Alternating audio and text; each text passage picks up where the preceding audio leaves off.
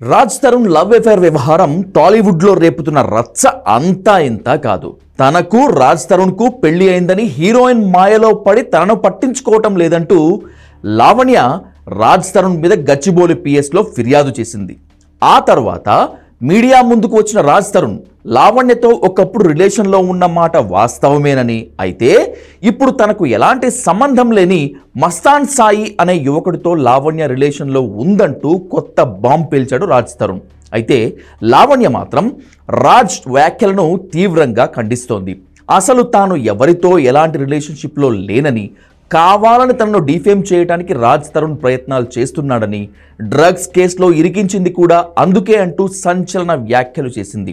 ఇలాంటి పరిణామాల మధ్య అసలు ఈ వ్యవహారంపై డయల్ న్యూస్ టీం లోతుగా విచారణ జరిపింది. ఇందులో విస్తుపోయే వాస్తవాలు బయటకు వచ్చాయి. అటు రాజ్ తరుణ్ సంచలన ఆధారాలు బయటపెట్టాడు. దీంతో ఈ లవ్ అఫైర్ కొత్త మలుపు తీసుకున్నట్లయింది. ఇక ఈ వ్యవహారంలో అసలు నిజాలు పరిశీలిస్తే రాజ్ తరుణ్తో 3 ఏళ్లు లావణ్య డేటింగ్ చేసింది. ఆ తర్వాత అతనితో విభేదాలు వచ్చాయి.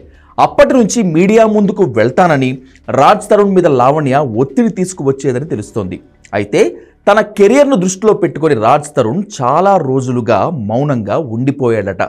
దీన్ని అలుసుగా తీసుకున్న లావణ్య మరింతగా రెచ్చిపోయింది. తన నుంచి డబ్బులు తీసుకుని జల్సాలకు, డ్రగ్స్కు అలవాటు పడిందని హీరో రాజ్ తరుణ్ చెప్తున్న మాట. లావణ్య చాలా మందితో చెడు స్నేహాలు చేసిందని, మస్తాన్ సాయి అనే యువకుడితో ప్రేమలో పడిందని చెప్తున్నాడు. అయితే పెళ్లి అనేసరికి మస్తాన్ హ్యాండ్ ఇచ్చాడని, దాని మీద పక్కా ఆధారాలతో లావణ్య పోరాటం కూడా చేసిందని తెలుస్తోంది. ఇందులో భాగంగా లావణ్యను గుంటూరు పిలిపించుకున్న మస్తాన్ సాయి ఓ హోటల్ రూమ్లో బంధించి ఆమెపై దాడి చేసి సెల్ ఫోన్ కూడా ధ్వంసం చేసినట్లు తెలుస్తోంది. దీనికి సంబంధించినటువంటి న్యూస్ పేపర్ కటింగ్స్ కూడా డయల్ న్యూస్ సంపాదించింది. మస్తాన్ సాయి తనపై దాడి చేశాడని పట్టాభిపురం పిఎస్లో లావణ్య ఫిర్యాదు చేసింది.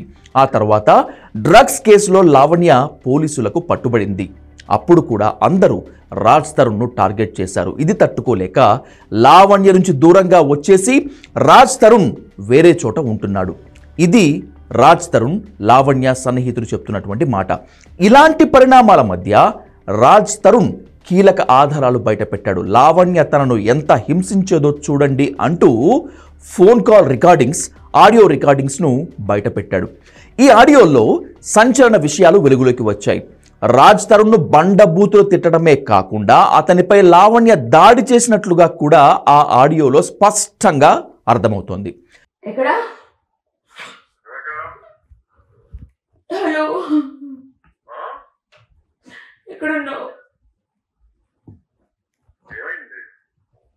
ఈరోజు రాజ్ నలుగురు మగాల ముందు నుంచొని చాలా గలీజ్గా మాట్లాడాడు. అంటే నేను నన్ను ఎవడన్నా ఒక మగాడు ఉంటే పంపించమని, ప్లీజ్ నాకు ఒక మగాడు కావాలని ఉన్నాడా నా చింటూ. బ్రో నమ్మితే ఓకే బ్రో, ఒక మగాడు కావాలి సాయి, ప్లీజ్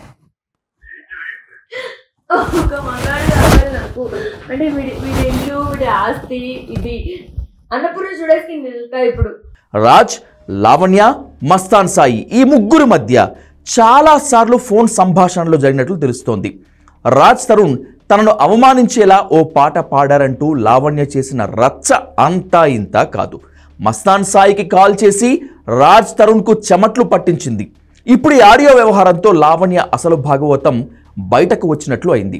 రాజ్ తరుణ్ మంచితనాన్ని ఆసరాగా చేసుకుని లావణ్య ఎంతలా హింసించిందో ఆ ఆడియో క్లియర్గా అర్థమవుతోందనే అభిప్రాయాలు అంతటా వినిపిస్తున్నాయి. అప్పుడే ఫోన్ కాల్లో ఏడవటం, కాల్ కట్ అవగానే వెంటనే బూతు పురాణం అందుకోవటం, లావణ్య తీరు ఇప్పుడు ప్రతి ఒక్కరి మైండ్ బ్లాంక్ అయ్యేలా చేస్తోంది.